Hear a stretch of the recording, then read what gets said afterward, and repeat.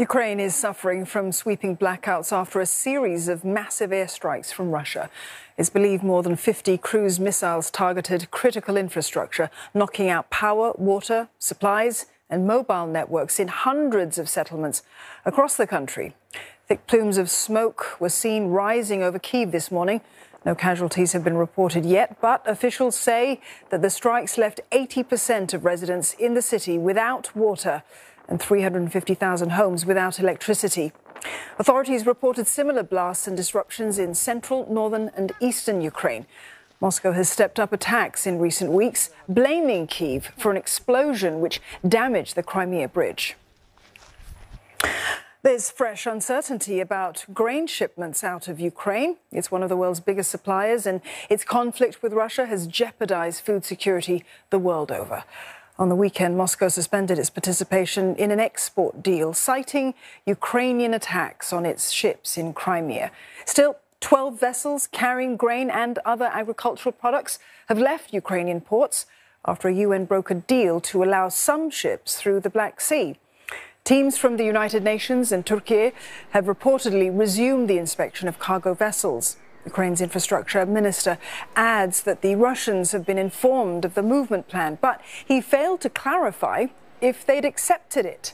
Meanwhile, France is working on an arrangement to allow Kyiv to export food supplies via land routes through Romania and Poland instead of the Black Sea.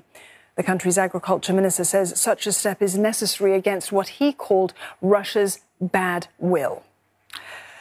For more, Rosie Burchard joins us live. She's in Brussels. Rosie, while some of the shipments appear to be on the move now, the fate of this grain deal, it still hangs in the balance. The agreement is supposed to be renewed on the 19th of November. What are the chances of that going through? The fate of the deal does indeed still hang in the balance here. We're seeing feverish diplomatic efforts underway here to try and restore this deal. Turkey's defence minister is set to hold a phone call with his Russian counterpart, Minister Shoigu, to try and move forward with restoring this deal. Russia pulled out or suspended at least its participation on the deal on Saturday, citing what it called Ukrainian attacks on its Black Sea fleet.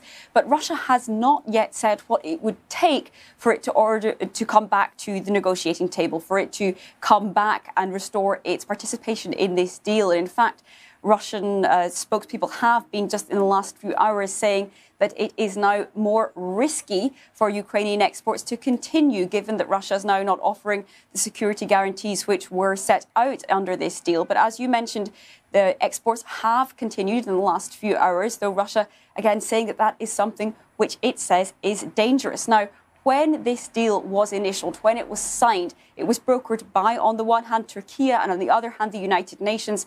And here in Brussels, it was really a sigh of relief for many officials. Now they are waiting with bated breath.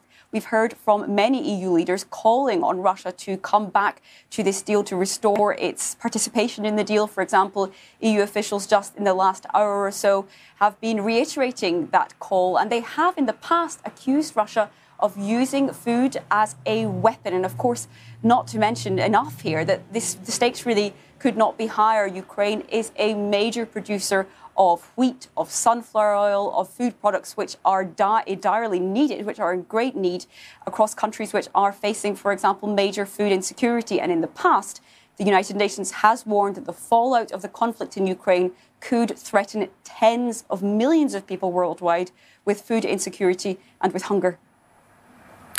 Rosie, thank you very much for that. Rosie Burchard there in Brussels.